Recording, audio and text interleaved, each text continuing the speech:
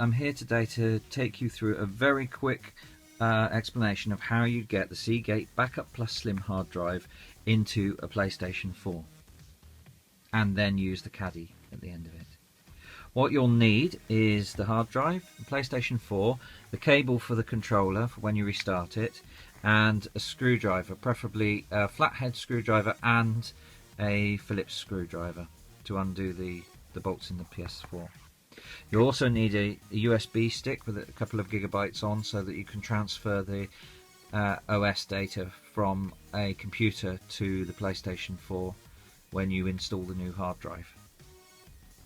Firstly, we'll have a look at opening the hard drive itself, if I can get into the packaging. This is one I've previously opened, so just get that out of the way. The hard drive comes in a sealed bag like that, with a little USB cable, usually wrapped up. I've already unwrapped mine. These are the new USB 3 cables with a double end. But it does make the drive faster. Take that one out. It's a standard disc caddy. Basically it's got a very thin top layer, which you can just about see a gap underneath here, and then the bottom layer, which is all plastic. This is quite nice and smooth actually, this top layer. It's a nice looking hard drive, so you want to really be careful when you open it so you can keep hold of it and use it again when you're finished. The first thing I do before taking it apart is make sure that you plug it into a computer and make sure it's working, because the worst thing you can do is get a faulty one, open it up, avoid the warranty, and then put it in your PlayStation 4 and find it's not working. So what you want to do first of all is plug it into a computer, check that it's all working fine, try and move a file to it and from it, because it'll all be formatted already. Once you've done that and you're happy that it's working, then what you want to do is take your flathead screwdriver and very carefully prise open the lid. Now you can see on this one there's slight dents where I've done it before, so the hard drive's already out of this one and replaced, but I'll show you how to do it. So very carefully, the easiest way is to twist and then try and get underneath, and you'll hear it click. It does bend slightly, and when you first open it there'll be glue underneath, so it won't come away as easily as this, so it'll be glued. Now I can do it with my, once you've opened it a little bit, I should be able to do it with my finger now, but you'll find it hard the first time because of that glue. There's nothing underneath that will get damaged unless you prise it apart really hard or throw it on the floor, so I wouldn't worry too much about that. It's literally just a case of prising apart the casing slowly, bit by bit, going round the whole of the outside and taking it apart.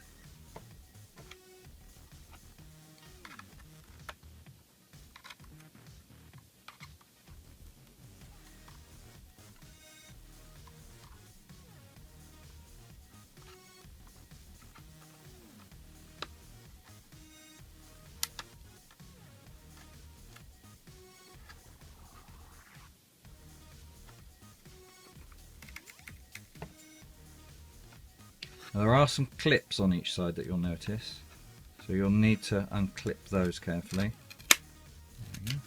And then once you've done that, it all comes apart. So it's a very thin lid, just basically a little sponge thing to keep the hard drive in place. And then inside you've got a standard hard drive. Now this is my PlayStation 4's hard drive. So what you want to do is pull out this. If it's hard to pull out, you can go down these side parts here. There's two little gaps in the side where the clicky bits are to keep the lid on, and you can prise it up from there. That's the easiest way to get it out. You'll notice it has silver foil all around it, and the USB 3 sticking out the end. If you carefully prise away the silver foil, because if you use it, if you can do it carefully, you can use it for the PS4's hard drive later on, and it keeps it nice and safe. But if you can do that, carefully take off the foil, then you'll notice inside you've got a little controller area here. You can just take that off really carefully like this, just slowly pull it out, and that will come off. Then you can take the whole hard drive out, and it's literally just a normal SATA hard drive. We pop that one back in for now because I've already done that. Make sure it's on properly, and then stick the silver paper back down. Then when you want to put the PlayStation 4's hard drive, which this is, back in, you simply just slot it back in place and pop the lid on, making sure it's the right way around, which I didn't. So it just doesn't matter where you start from, you just click it into place. You might need a bit of pressure to click some of the bits in to make sure they're all in. There we go. So now it, well, apart from a few scratches where I've been doing it with the screwdriver, it looks virtually new, and you wouldn't notice. And you can use this as a really fast USB 3 hard drive with the PlayStation's hard drive in it. Now, if you look at the screen, if you go to this website, which is ukplaystation.com/PS4 initialize, you'll find full details on how to restart the machine once you've installed the device.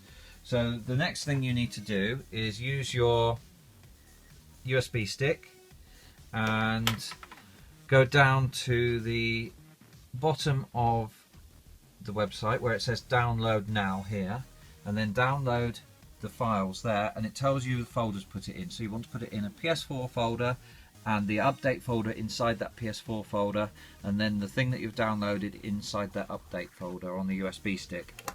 Then simply take your USB stick out of your PC and get it ready to use on the PlayStation 4. Okay, so now we're at the PlayStation 4 stage. The first thing you need to do is make sure the power is completely off by removing the cable at the back of the PlayStation 4. That's the first thing you need to do. Next, simply slide the cover with both your hands like this.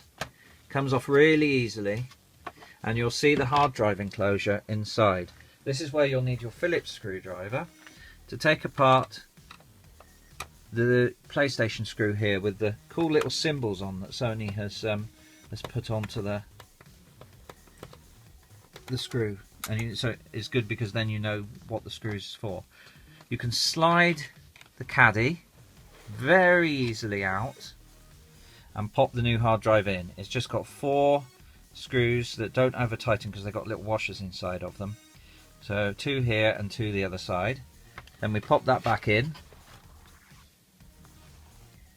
with the new hard drive in it. Do the screw up.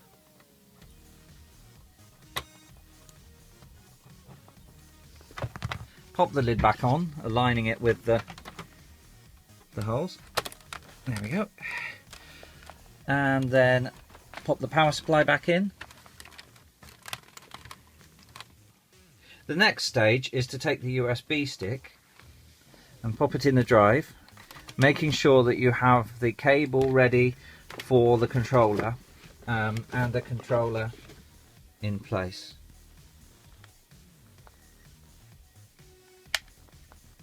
So we have our controller now on USB because it will ask for the controller.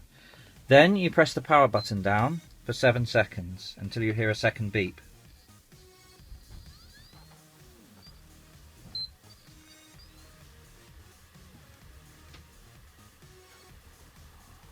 If you look at the screen, you'll see that it says place a controller on USB, and then press the PlayStation button. You'll get to this menu. You'll need to go down to Initialize PS4, Reinstall System Software. That will then find the software on the USB stick and reinstall it on the device. And that's it really, it's as simple as that. So this is a great way of upgrading your PlayStation 4 to 2 terabytes, fairly cheap, and also managing to get a USB enclosure at the same time. Thanks to Want in Exeter for supplying me with this, and please check out the rest of our videos. Thanks for watching.